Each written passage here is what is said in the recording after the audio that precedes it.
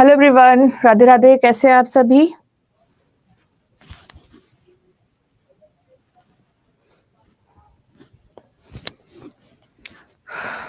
I am fine. आप कैसे हो? डाउट आप सेंड करना डाउट क्लास के दिन। आज तो क्लास चल रही है, अभी एक दिन डाउट क्लास चलेगी, उस दिन आप डाउट करना। और डाउट सेंड इसी में किए जाते हैं, कमेंट बॉक्स में। और अगर पिक्चर का माध्यम होगा तो मैं कंफर्म कर लूंगी, तो आपको बता दूंगी कैसे आप अपना पिक्चर भी, मतलब अगर कोई बुक का फोटो है तो आप कैसे सेंड कर सकते हो, तो पूछ लेंगे वो, है ना? ओके। तो चलो यहां से हम करने वाले हैं टेंस। टेंस का पहला क्लास आपको समझ में आ गया?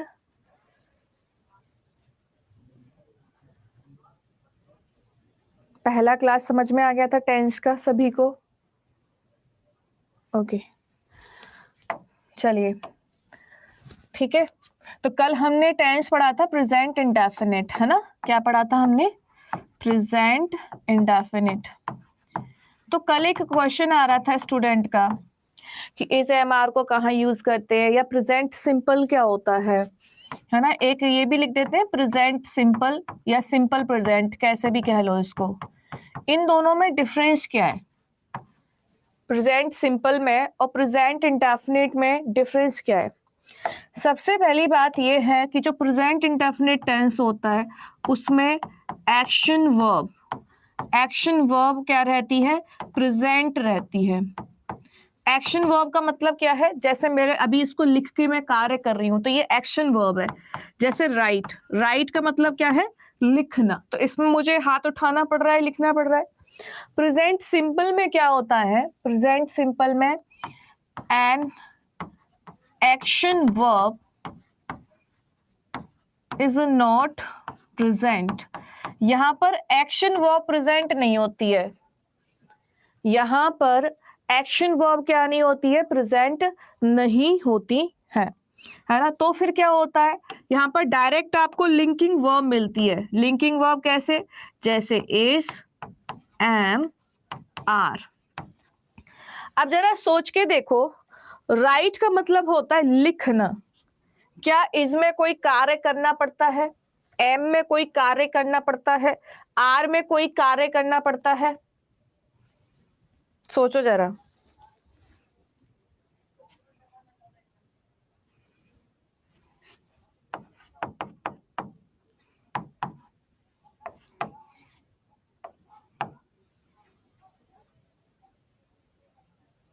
What happened? Nobody gives the answer.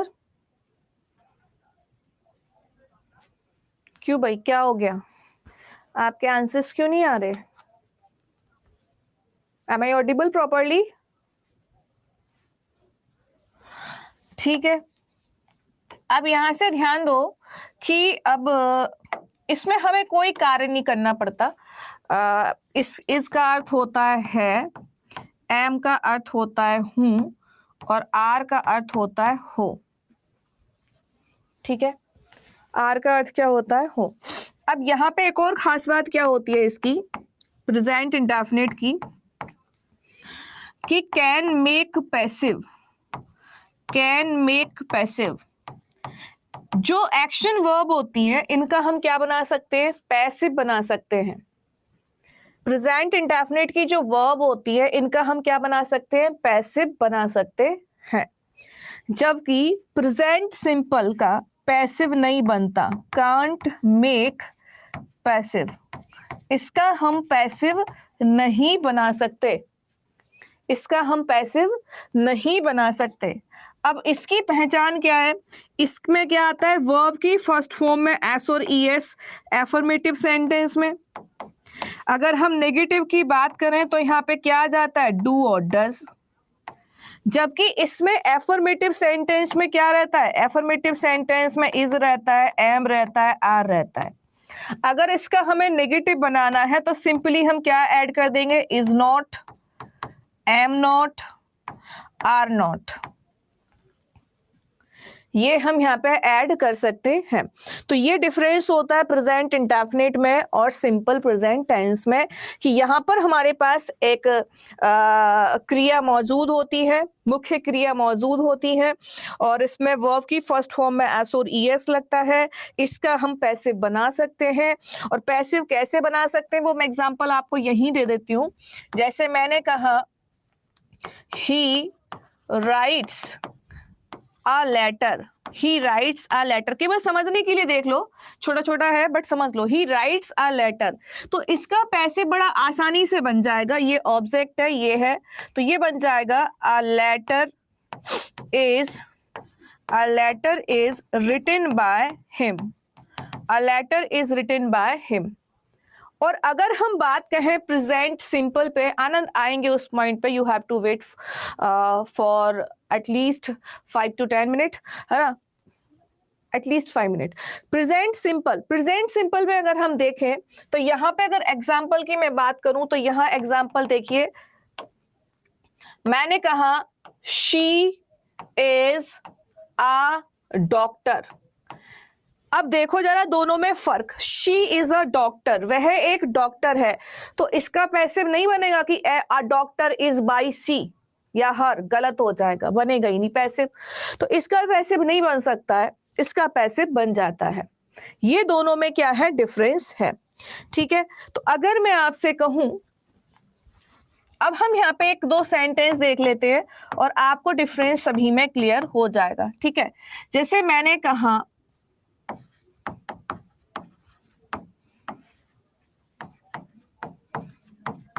अब बताना क्या होना चाहिए,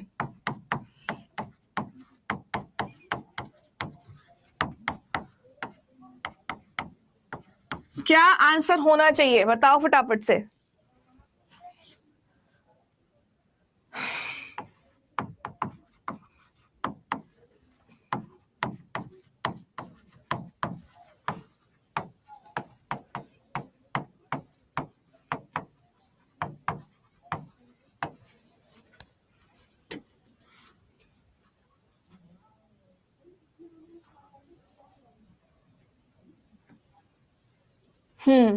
नाइस, ठीक है, अब समझ में आया।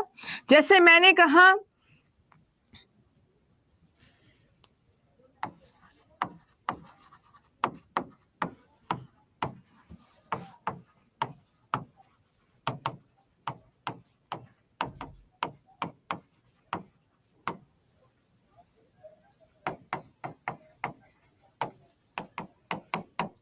सोच समझ के आंसर करना, और ये खत्म कर रहे हैं हम यहीं पे।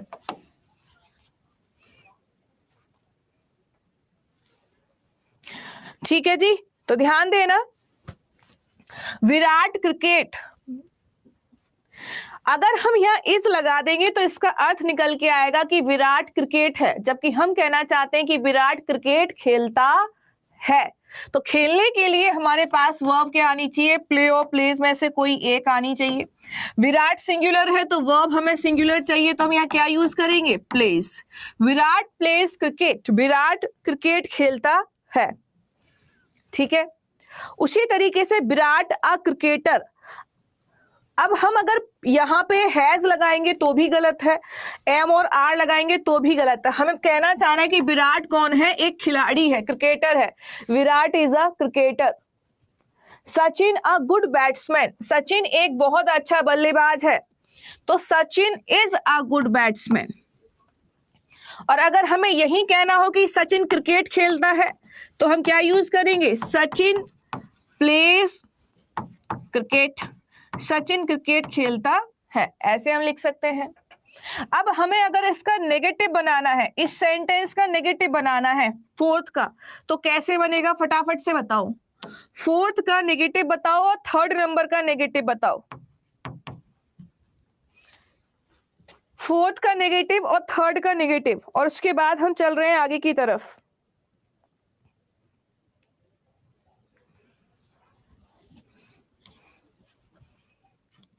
वेरी नाइस, बहुत बढ़िया।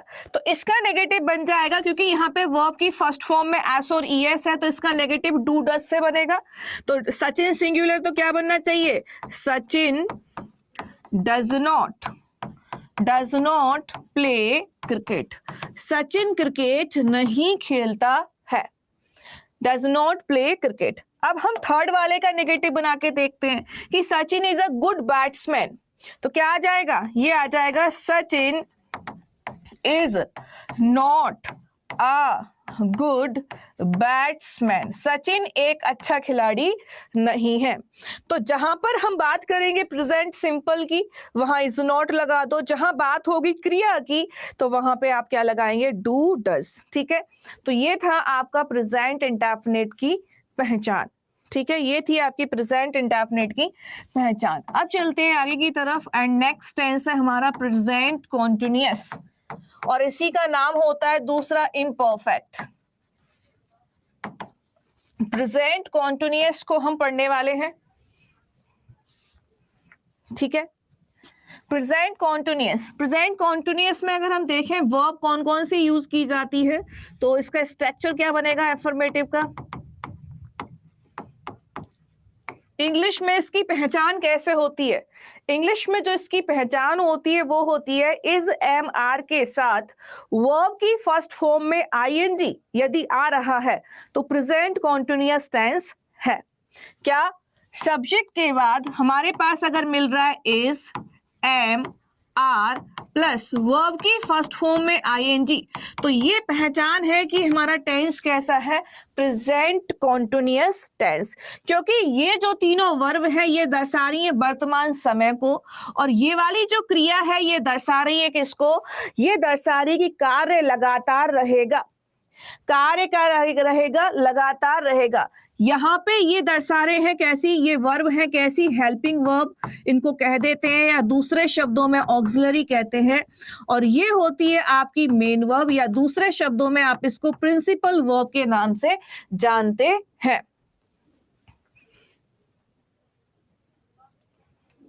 ठीक है, but ma'am simple present he present indefinite होता है, तो हमने कब मना किया, हमने ऐसा थोड़ी कहा कि प्रेजेंट इंडेफिनिट प्रेजेंट कॉन्टिन्यूअस होता है या प्रेजेंट सिंपल प्रेजेंट परफेक्ट होता है, दोनों एक ही का हिस्सा है, लेकिन थोड़ा सा जो बेसिक डिफरेंस है वो आपको क्लियर कर दिया। ठीक है, चलिए अब बात करते हैं यहां से नेगेटिव की। नेगेटिव स्ट्रक्चर हम यहां से देखेंगे, तो ध्यान रखना कभी भी हमें अगर नॉट लगाना हो तो हेल्पिंग वर्ब और मेन वर्ब के बीच में नॉट लगता है।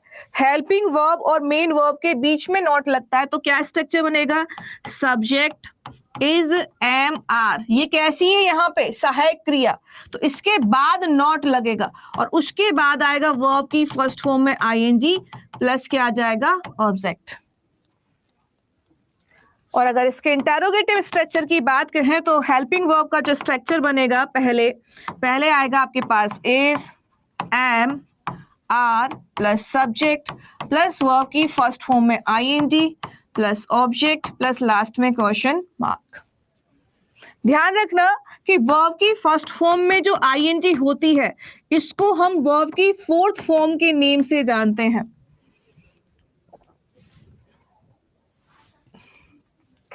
ठीक है, ठीक है जी, हाँ जी बिल्कुल लिख सकते हैं राजनंदिनी। जैसे हम पिछले स्ट्रक्चर की बात कहें इसमें कि जब हमें वर्ब के फर्स्ट फॉर्म में एस और ईएस मिलती है तो इसको हम वर्ब की फिफ्थ फॉर्म के नेम से जानते हैं। फर्स्ट आप सभी जानते हैं वर्ब की first form, second form, third form. Fourth form होती है कॉन्टिन्यूअस फॉर्म और फिफ्थ फॉर्म होती है सिंगुलर फॉर्म। ये ध्यान रखना है, 5 फॉर्म होती हैं बेसिकली। और अगर हम यहाँ से बात करें क्वेश्चन वर्ड वाले स्ट्रक्चर की, ये इंटेरोगेटिव का फर्स्ट टाइप है और ये इंटेरोगेटिव का सेकंड टाइप है। तो क्वेश्चन वर्ड हमारे पास पहले आ जाएगा और उसके बाद हमें मिलेगा is am are plus subject plus verb की फर्स्ट फॉर्म में ING plus object plus last में क्या आ जाएगा, क्वेश्चन मार्क। इस स्ट्रक्चर में अगर किसी को डाउट हो तो पूछ सकता है।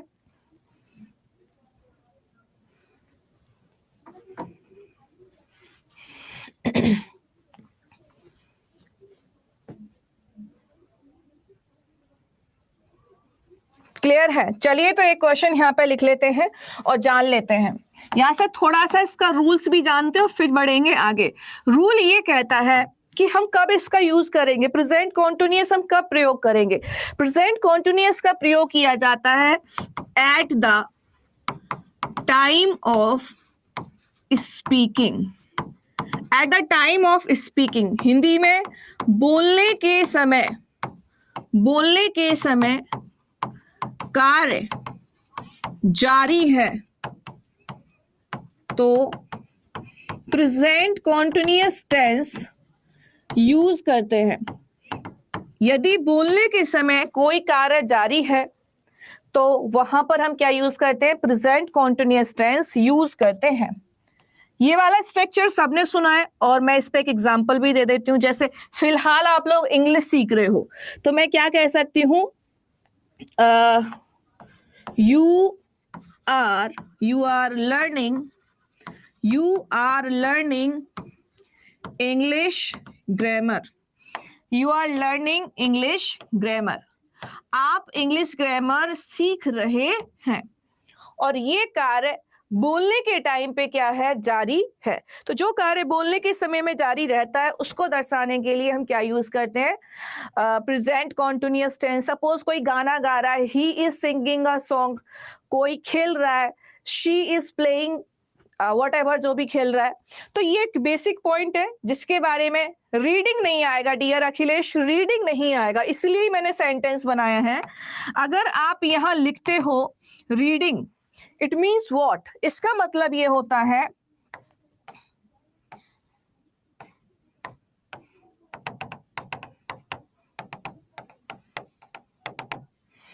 इसका मतलब ये होता है कि आप किताब खोलकर पढ़ रहे हैं। तो आप किताब खोलकर नहीं पढ़ रहे हो। जैसे चैप्टर को हम कभी ये नहीं कहते कि चैप्टर, जब मैडम कहती हैं आपसे कि भाई ये चैप्टर पढ़ के सुनाओ, तो मैडम ये नहीं कहती कि लर्न करके सुनाओ, पहले कहेगी पढ़ के सुनाओ। तो पढ़ना क्या होता है? रीडिंग होता है।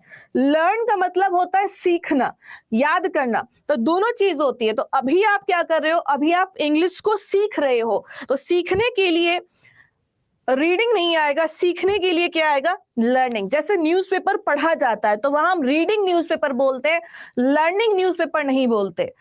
ये फर्क है, ठीक है? हाँ, मेरे द्वारा पढ़ाई जा रही है, that's called teaching, not learned. ध्यान रखिए, English grammar is being taught by me, क्योंकि मैं पढ़ा रही हूं आपको, मैं सिखा नहीं रही, मैं आपको भी पढ़ा रही हूं।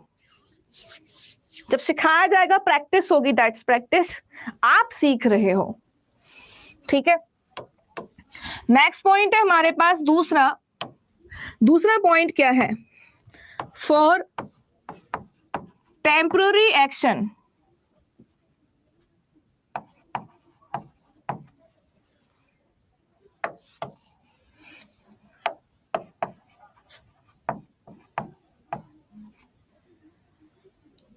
टेम्पररी एक्शन, इसका मतलब होता है जरूरी नहीं बोलने के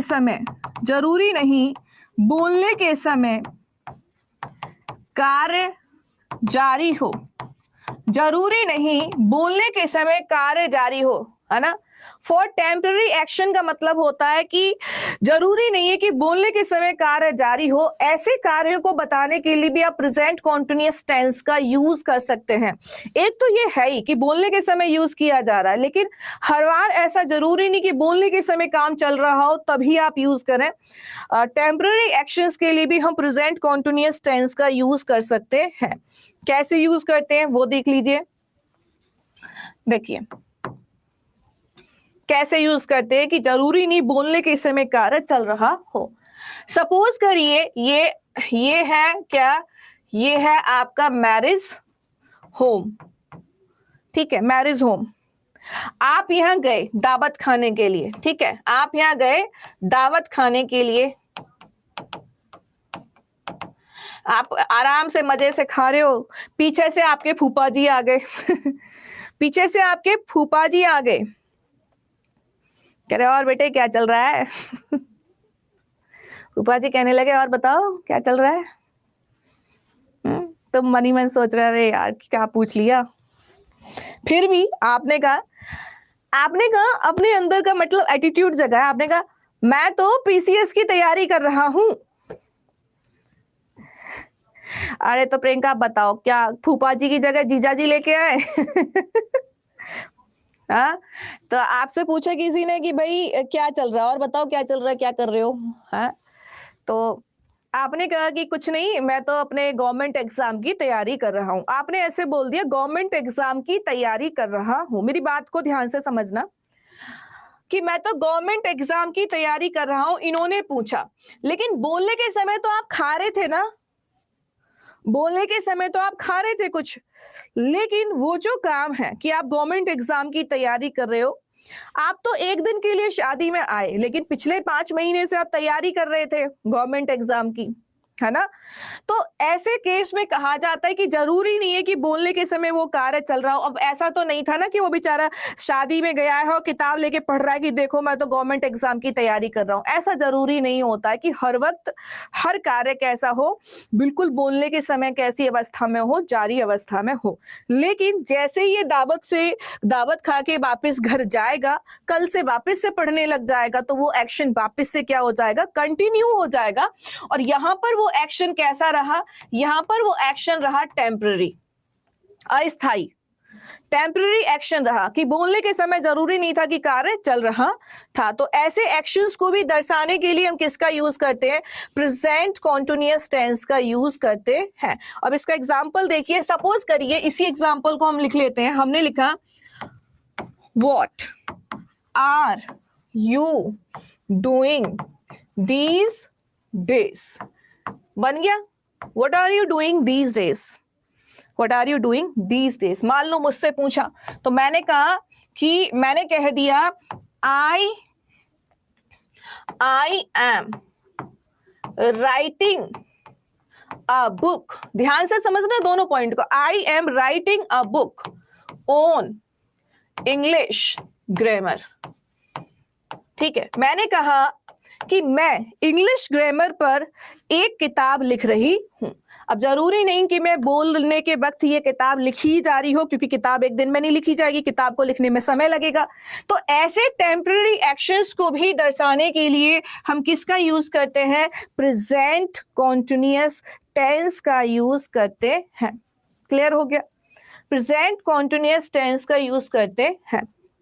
अब पहचान आपके पास एक छोटी सी ट्रिक भी है। ट्रिक क्या है आपके पास, ट्रिक ये है कि यदि सेंटेंस में आपको मिल जाए नाउअडेज, यदि सेंटेंस में आपको मिल जाए दीज डेज, या सेंटेंस में आपको मिल जाए स्टिल, तो ऐसे केस में आप क्या यूज कर सकते हैं, आप यूज कर सकते हैं present continuous tense, present continuous tense. ठीक है, एक एग्जांपल मैं आपको दे रही हूं, फटाफट से वहां पे बताना कौन सी वर्ब फॉर्म आनी चाहिए।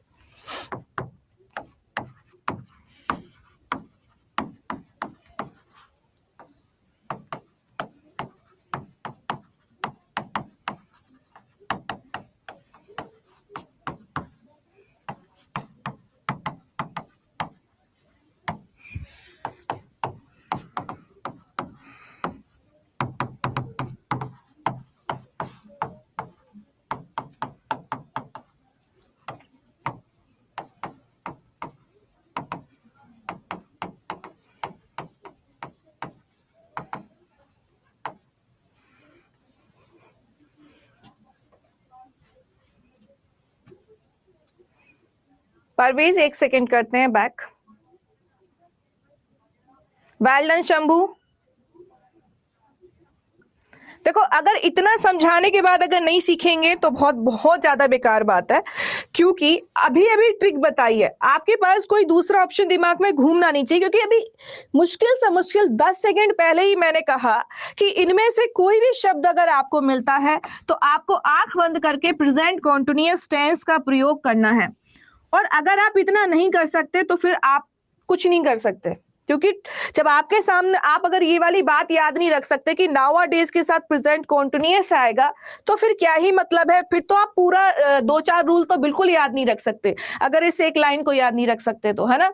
तो you have to learn these keywords, आपको ये कीवर्ड याद रखने पड़ेंगे कि सेंटेंस में हमें क्या दिया है, नाउअडेज। अब आपको सोचना ही नहीं है, आपको समझ में आ गया नाउअडेज दिया तो प्रेजेंट कॉन्टिन्यूअस आएगा, ये प्रेजेंट इंडेफिनिट है, इसके साथ वर्ब की फर्स्ट फॉर्म कभी आती नहीं है।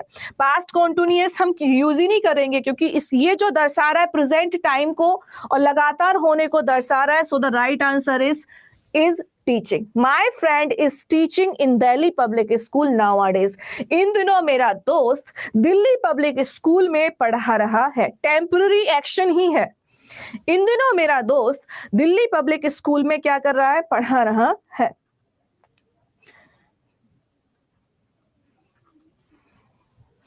क्लियर हो गया सबको ये वाला पॉइंट?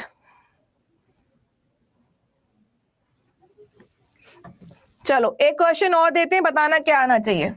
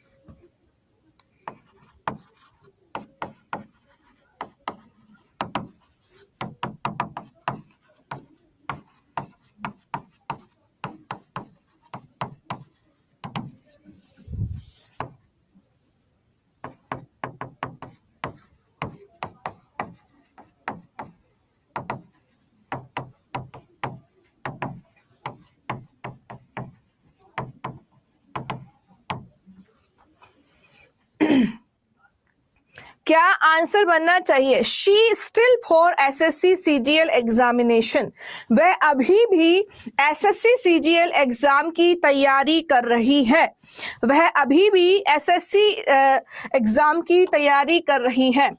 अब देखो मैंने यहाँ पे सारे टेंस प्रयोग किए हैं, एक past continuous, present continuous, present perfect continuous and future continuous.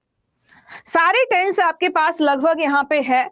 अब हमारे पास हिंट क्या है, हम कौन सा यूज करेंगे, कहां से हमें हेल्प मिलेगी? हमें हेल्प मिलेगी इस वर्ड से, इस कीवर्ड से, कि हमें पता है कि स्टिल का प्रयोग कहां किया जाता है, प्रेजेंट कॉन्टिन्यूअस टेंस के साथ।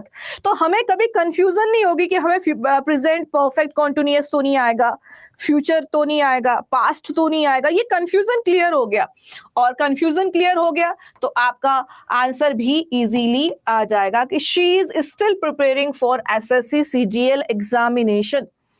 आप पूरे कॉन्फिडेंस के साथ सही सही आंसर कर सकते हो। तो ये कुछ कीवर्ड्स होते हैं जो आपको बहुत हेल्प करते हैं एग्जाम में, ठीक है। तो यहां से आपका जो ये प्रेजेंट कॉन्टिन्यूअस टेंस है, क्लियर हो गया सभी को? ठीक, ठीक है।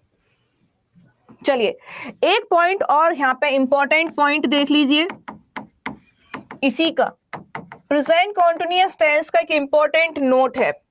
इंपॉर्टेंट नोट क्या है? इंपॉर्टेंट नोट ये है कि कुछ वर्ब्स का प्रयोग कॉन्टिन्यूअस फॉर्म में नहीं करते। यहां पे हम जनरली शब्द ऐड करेंगे, हमेशा ऐसा नहीं होता है बट आमतौर पर ऐसा होता है। जनरली कुछ वर्ब्स का प्रयोग हम कॉन्टिन्यूअस फॉर्म में नहीं करते, ठीक है। जनरली हम कॉन्टिन्यूअस फॉर्म का प्रयोग क्या नहीं करते, कुछ वर्ब ऐसी होती हैं जिनका प्रयोग आमतौर पर नहीं करते।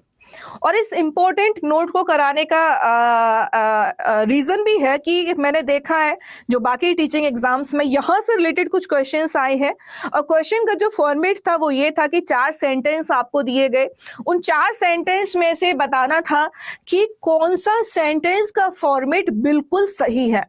चाहे आप केवीएस को उठा के देखें, DSSS को उठा के देखें, या किसी भी कहीं का भी TGT PGT उठा के देखें, तो यहां से एक क्वेश्चन हमें देखने को मिला। तो अगर हमारे रूल क्लियर हो जाते हैं तो यहां से हमारा समझ लीजिए 1 से 2 नंबर पक्का हो जाएगा। ठीक है, बढ़े आगे। तो वो कुछ वर्ब जान लीजिए, और किसी को अगर इंग्लिश में लिखना हो तो लिख सकता है, generally there are some verbs which can't be used in continuous form, जिनका यूज हम कॉन्टिन्यूअस फॉर्म में नहीं करते। और हाँ, जैसे ही मैं लिखूंगी थोड़ा पेशेंस रखना, आपके मन में सवाल आएगा, तुरंत आएगा, पर थोड़ा पेशेंस रखना।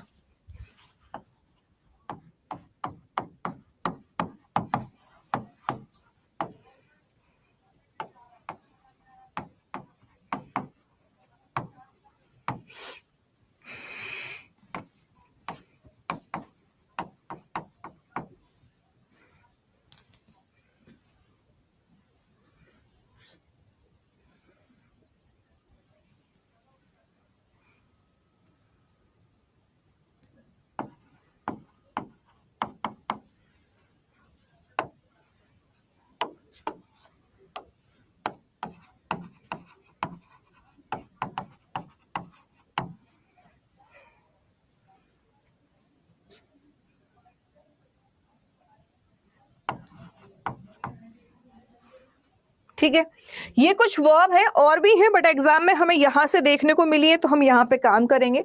आपके जो टीचिंग प्रीवियस ईयर एग्जाम में आई है, ये वाली वर्ब आई है। ठीक है, तो look, see, feel, belong, smell, love, like, have, understand, ये सारी कुछ वर्ब ऐसी है। 1-2 और लिख लो, जैसे बिलीव, है ना। तो ये वर्ब कुछ ऐसी हैं जिनका आमतौर पर प्रयोग कॉन्टिन्यूअस फॉर्म में नहीं करते। ठीक है, तो किस में करेंगे? अगर हमें कॉन्टिन्यूअस मिल जाता है तो आप उसको वापस से प्रेजेंट इंडेफिनिट में कन्वर्ट कर दोगे। जैसे फॉर एग्जांपल मैंने कहा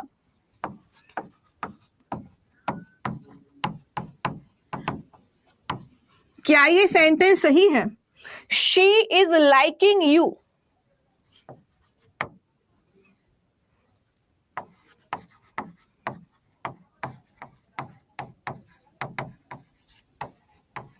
And the most favorite, she is looking beautiful, जहां पे मैक्सिमम स्टूडेंट, मैक्सिमम लोग इस लाइन को यूज करते हैं, लुकिंग ब्यूटीफुल। अगर मैं इतना छोड़ दूं तो ये भी यूज किया जाता है। देखा, माला जी का आंसर तुरंत आया, बट लुकिंग तो होता है। हमने पहले ही कहा कि पेशेंस आपको रखना पड़ेगा, आपको पेशेंस रखना पड़ेगा, क्योंकि ग्रामर का मतलब भी होता है शुद्ध तरीके से वाक्यों का प्रयोग करना, सही तरीके से। स्पोकन में हम बहुत कुछ बोलते हैं, लेकिन ग्रामर में बहुत सारी चीजें वो गलत हो जाती हैं। ठीक है, अब यहां से देखिए, शी इज लाइकिंग यू, ये फॉर्मेट इनकरेक्ट है। We have to write she likes you, वह तुम्हें पसंद करती है। Next, she is looking beautiful, it's incorrect. हमें क्या यूज करना होगा? शी लुक्स ब्यूटीफुल, वह सुंदर दिखती है, वह सुंदर दिखती है।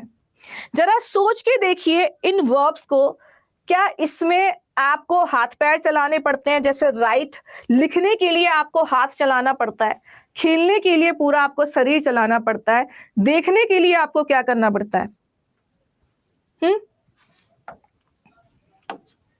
तो कुछ वर्ब ऐसी होती हैं जो आपके स्टेट ऑफ माइंड को दर्शाती हैं। स्टेट ऑफ माइंड, ध्यान देना, स्टेट ऑफ माइंड को दर्शाती हैं, यानी कि आपके मन की अवस्था को दर्शाती हैं।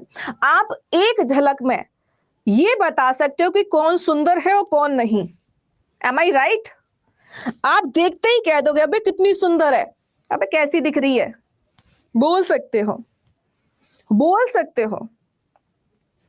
क्योंकि उस, देखो ध्यान से समझो, अगर कोई बहुत सुंदर सी लड़की है तो उसको देखने में आपको घंटों नहीं लग रहा है, बहुत लंबा समय नहीं लग रहा है, बहुत कम टाइम में वो एक्शन कंप्लीट हो जाता है।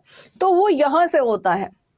इसीलिए जैसे लाइक करने में आपको हाथ पैर नहीं चलाने, आपका मन है, आपको कुछ अच्छी चीजें लगी उसकी और आपको वो पसंद आने लग गया इंसान, तो वो आपके माइंड की उपज है ना। तो ये कुछ ऐसी वर्ब्स होती हैं जिनको आप वॉलंटरी और इनवॉलंटरी वर्ब्स के नाम से भी जानते हो। तो कुछ ऐसी वर्ब्स जो इनवॉलंटरी वर्ब्स होती हैं उनका यूज आईएनजी में नहीं करते हैं, और इसीलिए मैंने कहा कि सामान्य रूप से नहीं करते। ऐसा नहीं है कि हमेशा नहीं करेंगे, बट हाँ जनरली तो नहीं करेंगे, है ना। जैसे मैंने कहा, एक सेंटेंस लिखा कि ही इज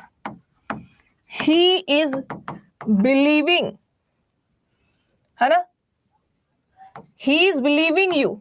अब बताओ, आई एम अंडरस्टैंडिंग यू।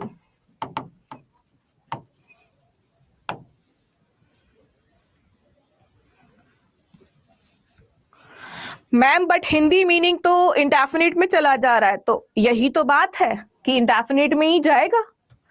देखिए मैंने हिंदी से सिखाया ही नहीं है इसलिए, क्योंकि हमें ऐसा लगता है कि ताती ते आ रहा है तो प्रेजेंट इंडेफिनिट, गागी गे आ रहा है तो फ्यूचर इंडेफिनिट। ऐसे कई सारे मिथ आपके बर्स्ट हो सकते हैं कि हर बार जरूरी नहीं होता कि हिंदी के हिसाब से चला जाए। हमने अपनी सहूलियत के लिए उन चीजों को समझ लिया है कि हाँ ये चीज है, लेकिन इंग्लिश कंप्लीटली हिंदी में नहीं जाएगी। कुछ एक्शंस ऐसे होंगे, जरूरी नहीं कि उसकी हिंदी में गा गी गे आ रहा है तो वो फ्यूचर ही होगा, ऐसा नहीं है। आप देखेंगे इन चीजों को भी। इसीलिए मैंने अभी तक आपको देखा होगा इतने टाइम में एक बार भी ये नहीं कहा कि प्रेजेंट इंडेफिनिट की पहचान ताती ते से होती है, नहीं। आई सेड कि प्रेजेंट इंडेफिनिट की पहचान वर्ब की फर्स्ट फॉर्म में एस और ईएस से होती है। सेकेंड पॉइंट, आई सेड कि प्रेजेंट कॉन्टिन्यूअस की पहचान इज एम आर के साथ वर्ब की फर्स्ट फॉर्म में आईएनजी से होती है। मैंने हिंदी बोला ही नहीं है और आपको करनी भी नहीं है, ठीक है। तो स्पेलिंग बिलीव की बहुत लोग गलत कर रहे हैं, ये हो जाएगा BELIEVES। ही बिलीव्स यू, वह तुम पे भरोसा करता है। आई एम अंडरस्टैंडिंग यू, ये भी रॉन्ग है, हमें कहना होगा आई अंडरस्टैंड यू, मैं तुम्हें समझता हूं, मैं तुम्हें समझता हूं, ठीक है। एक एग्जाम्पल और एग्जाम में आता है और वो ये है, एक तो लुक वाला इंपॉर्टेंट था, एक ये इंपॉर्टेंट है, और आप बताना क्या आना चाहिए, सोच समझ के आंसर दीजिएगा।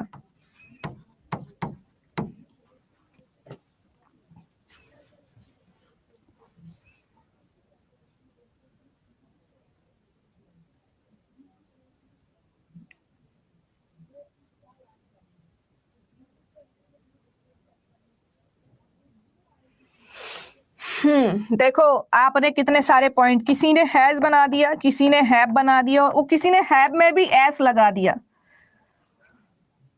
तो सबसे पहले he is having a car, ये इनकरेक्ट है। इसका अर्थ निकल रहा है कि he is having a car, वह कार को खा रहा है, जबकि हम कहना चाहते हैं कि उसके पास कार है। तो पास के अर्थ में जो वर्ब यूज की जाती है हैज और हैव यूज की जाती है, इनका अर्थ होता है पास, कि मेरे पास फोन है, आई हैव अ फोन, मेरे पास कार है, I have a car. But again subject verb agreement rule कि ही सिंगुलर है तो हैव नहीं आ सकता, ही सिंगुलर है तो हैव नहीं आ सकता। तो हम क्या यूज करेंगे, हैव नहीं आएगा तो क्या आएगा, हैज आएगा। हम कहेंगे ही हैज अ कार, उसके पास एक कार है। दूसरा एक और चीज यहाँ सीख सकते हैं कि ये जो हैव्स है इसका भी अपने आप में एक अर्थ होता है। इस हैव्स का अर्थ होता है अमीर, शायद आपने ना सुना हो, बट ये एक सीजीएल एग्जाम में एक एरर आई थी इस पॉइंट से, बच्चों को लगा कि ये एक हेल्पिंग वर्ब है, बट हैव्स का मतलब अमीर भी होता है। हैव में एस लग जाए तो इसका सेंस बदल जाता है, अमीर हो जाता है।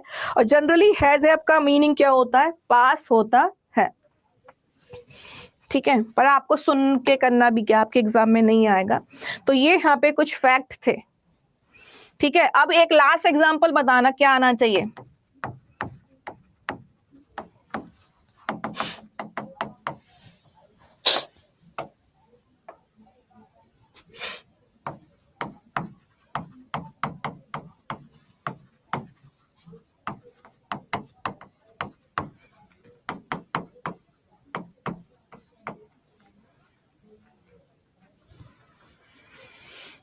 हाँ जी, लास्ट एग्जाम्पल फटाफट से आंसर करें।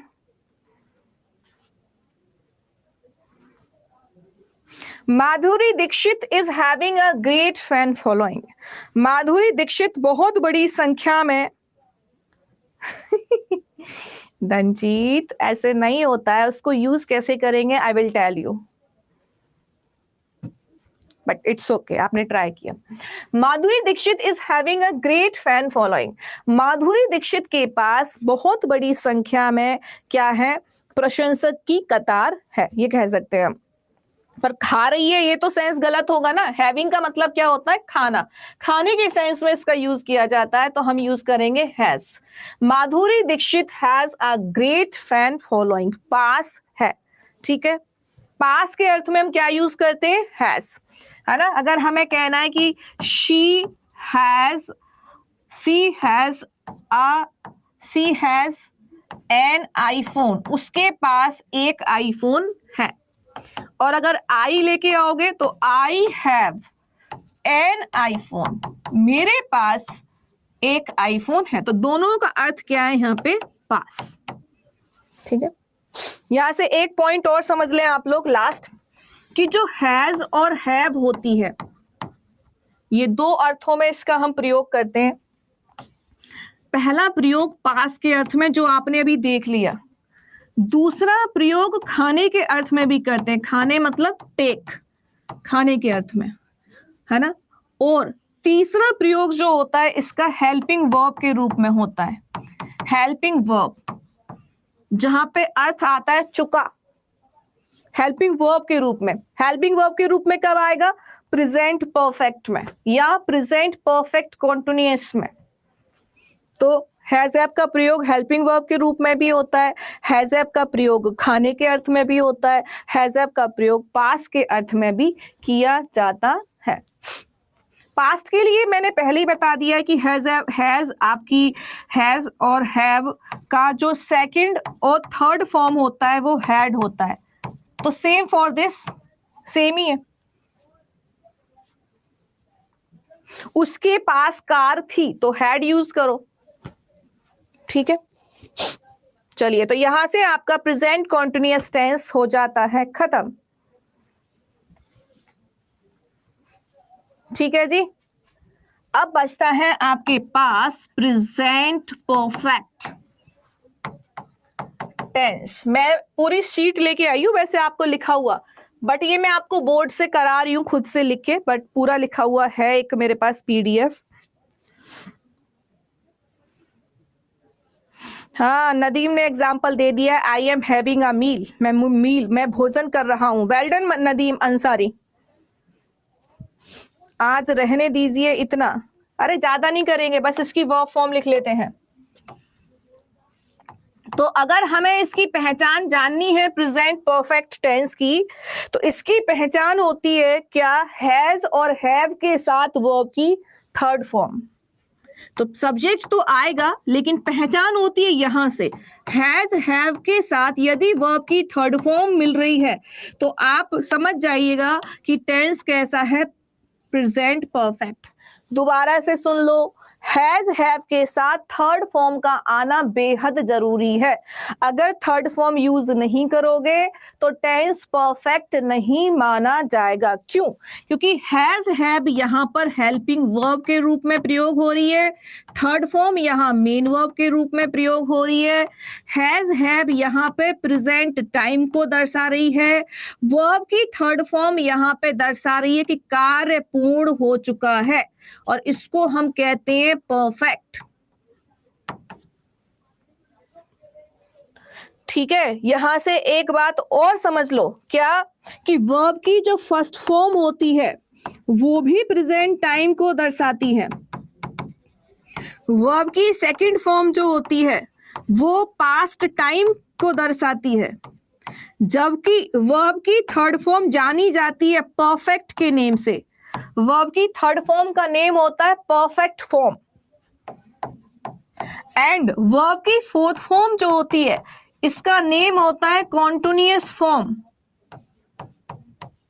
एंड वर्ब की फिफ्थ फॉर्म जो होती है वो होती है आपकी सिंगुलर फॉर्म।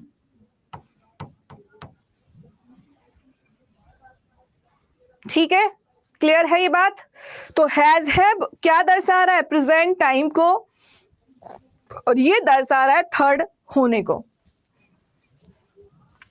टेंशन मत करो, इसको मैं अभी अपलोड करके भेज रही हूं, but I want to know some questions. मैं कुछ क्वेश्चंस जानना चाहती हूँ आपसे, ठीक है? बताना जरा, बस 2 क्वेश्चन और आप उसके आंसर देना। हम रूल नहीं करा रहे, बस कुछ पूछ रहे हैं आपसे।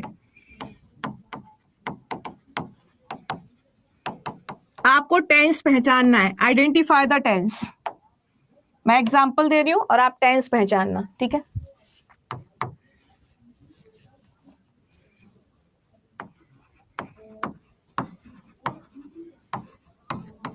बताओ कौन सा टेंस है?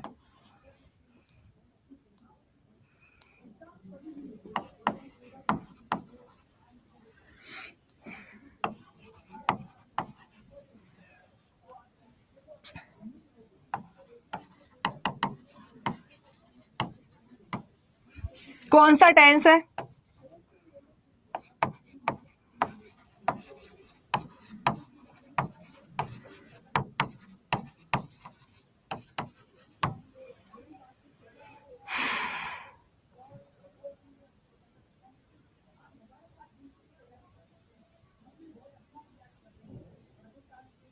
देखा, कुछ लोग अभी भी कह रहे हैं कि पहला प्रेजेंट परफेक्ट है। मैंने कितनी आसान भाषा में कहा कि प्रेजेंट बोलोगे और अगर परफेक्ट बोलते हो तो समझ जाओ आप बोल रहे हो परफेक्ट का मतलब थर्ड फॉर्म। क्या यहां पे आपको थर्ड फॉर्म कहीं नजर आ रही है? हैज तो थर्ड फॉर्म है ही नहीं। आप जानते हो, अभी अभी सिखाया कि हैज और हैव का थर्ड फॉर्म कौन सा होता है? हैज और हैव का थर्ड फॉर्म कौन सा होता है? हैड। तो पहले टेंस को आप प्रेजेंट परफेक्ट कह ही नहीं सकते, यही तो सिखाना है। हैज हैव आ रहा है, बिल्कुल आ रहा है, लेकिन थर्ड फॉर्म तो नहीं आ रही ना। यही तो मुझे पहचान सिखानी थी कि प्रेजेंट परफेक्ट टेंस की पहचान होती है हैज हैव के साथ थर्ड फॉर्म। केवल हैज हैव आपका डिसाइड नहीं करेगा कि प्रेजेंट परफेक्ट है, नो। हैज हैव के साथ थर्ड फॉर्म आएगा तो ही आप परफेक्ट कहोगे। तो ये है आपके लिए होमवर्क। जब आपको क्लियर हो जाए तो मुझे बताना कि क्या इसका सही आंसर बनेगा, ठीक है? मैंने तो आंसर नहीं बताया है, बट आप बता देना।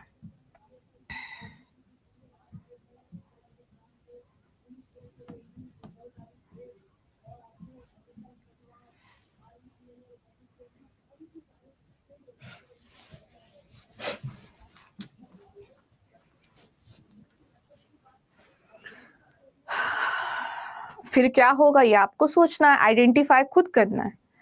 ये तो मैं कल बताऊंगी, कल क्या होगा। आज तो सिर्फ आपको सारी चीजें यहीं पे लिखी हुई हैं, वैसे मुझे क्या ही बताने की जरूरत है, सारी चीजें आपके सामने हैं। बट आप देख के समझो इसको, थोड़ा गहराई में जाओ, सोचो तो आ जाएगा। It's not a tense, it's a simple use of has have, but we can use in a tense क्योंकि verb का दूसरा रूप ही tense होता है। टाइम और एक्शन दोनों मिलके tense बनता है, तो you can't say कि यार ये tense नहीं है। tense नहीं है तो फिर आप उसको क्या कहेंगे, right? और इसीलिए मैंने प्रेजेंट इंडेफिनिट के दोनों एस्पेक्ट क्लियर किए कि प्रेजेंट इंडेफिनिट क्या है और प्रेजेंट सिंपल क्या है। जब आपको समझ में नहीं आ रहा कि ये प्रेजेंट इंडेफिनिट नहीं है, प्रेजेंट परफेक्ट नहीं है, तो it can be present simple, है ना? आपको ये समझना पड़ेगा, ओके?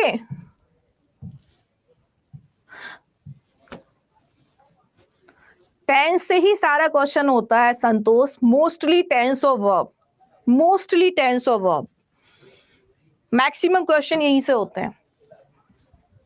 फर्स्ट प्रेजेंट कॉन्टिन्यूअस, अरे बाबा तुम लोग सच में ही गलत कर रहे हो, बहुत गलत कर रहे हो। तो शीट मैंने यहाँ पिन कर दी है। प्रेजेंट कॉन्टिन्यूअस की जरा पहचान देखना, मैंने क्या बताई थी और तुम लोग किसको बोल रहे हो present continuous. What are you doing guys? आराम से सब्र रखो। प्रेजेंट इंडेफिनिट भी करा दिया है, प्रेजेंट सिंपल भी करा दिया है, प्रेजेंट कॉन्टिन्यूअस की भी पहचान बताई है और प्रेजेंट परफेक्ट की भी पहचान बता दी है। ठीक, प्रेजेंट परफेक्ट की भी पहचान बता दी है। तो चारों को आराम से दोबारा से देखना और मैच करना कि कौन से वाले से मैच कर रही है, तो आपको इसका आंसर मिल जाएगा। पर इतनी जल्दी भी क्या है मुझे आंसर देने की थोड़ी मेहनत आप करो। क्यों भाई, थोड़ी मेहनत तो आपको करनी पड़ेगी।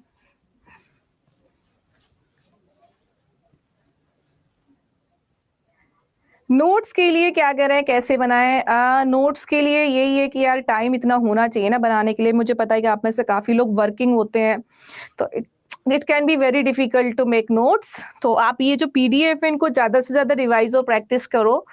बाकी अगर टाइम मिलता है तो या तो साथ साथ लिखने की हैबिट डालो। अगर साथ साथ लिखोगे तो वही है कि समझ में नहीं आएगा, एक ही काम होगा। तो स्पीड बढ़ा के लिख लिया करो, कोई एक ही काम कर सकते हो। मेरा मानना तो ये कि समझने पे ज्यादा ध्यान दो। नोट्स बना लो जब आपको समय मिले तब, लेकिन जिस वक्त लाइव क्लास होती है उस वक्त समझने पे ज्यादा फोकस करना रेदर देन लिखने से। क्योंकि लिख तो आप कभी भी लोगे, रिकॉर्डेड वीडियो अवेलेबल रहेगी। और अगर समझ में इन केस नहीं आया और बैच ओवर हो गया तो आप पूछ नहीं पाओगे। लाइव क्लास में आप तुरंत पूछ सकते हो कि मैडम ये कैसे है, तो इसीलिए हमें समझना जरूरी होता है लाइव क्लास में। ठीक है, ओके। क्या पीडीएफ एक बार और ये दोबारा तो शायद नहीं जाएगी डियर, पीडीएफ मैंने पिन कर दिया, बट आई विल ट्राई कि चली जाए। आ गई, दोबारा भेज दिए। ठीक है, take care everyone, don't worry Dhanjeet. मैं एक टेंस की पूरी फाइल लेके आ रही हूँ, लिखी लिखाई, आप उसको सेव करके रख लेना। ठीक है, यहां से आप सेव करके रख लेना, जब फुर्सत मिल जाए तब उसको नोट कर लेना। कल देंगे आपको टेंस की फुल शीट, जिसमें प्रॉपर पूरा टेंस होगा, present tense, past tense, future tense with exercise, तो आपको कोई दिक्कत नहीं होगी।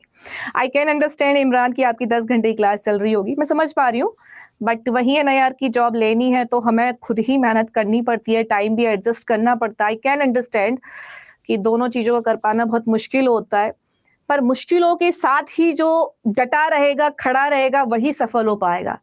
और इसीलिए हम कहते हैं कि बैलेंस करना आना चाहिए लाइफ में। समटाइम्स हमें लगता है, जैसे मुझे देख के कहेंगे मैडम आपकी तो शादी की उम्र है और मेरा कैरियर भी उसी टाइम पीक पे है, तो बैलेंस करना मुझे सीखना पड़ेगा। ऐसे ही आपको भी सीखना पड़ेगा कि आपको लग रहा है कि यार आप जॉब कर रहे हो और मेरे लिए गवर्नमेंट जॉब भी करनी है, तो मैं कैसे इस चीज को बैलेंस करूं कि मेरी प्राइवेट जॉब भी हो और गवर्नमेंट की तैयारी भी हो। वो अल्टीमेट हमारे ऊपर ही आती है। और आप सब समझदार हो, ग्रेजुएट किए हुए हो, तो आप समझते हो इस चीज को, मैं क्या ही समझाऊंगी आपको, है ना। सिलेबस आपका टाइम से कंप्लीट हो जाएगा, सिलेबस का टेंशन ना लें। चलिए, take care, bye bye, Radhe Radhe. And please 5 star दे दिया करो मुझे बस एक ही चीज चाहिए आपसे, 5 स्टार चलिए, बाय बाय। एक्स्ट्रा क्लास कराएंगे अमन सैटरडे और संडे में, ठीक है, done. I will inform you, और मिलकर डिस्कस करेंगे टाइमिंग। बिना आपके मिलकर डिस्कस नहीं करेंगे कि मैंने खुद से टाइम दे दिया, आप लोगों से कल डिस्कस कर लेंगे टाइम का, और पक्का 101% सैटरडे संडे में एक्स्ट्रा क्लास लग जाएगी। Thank you, bye bye, always thanks a lot, take care,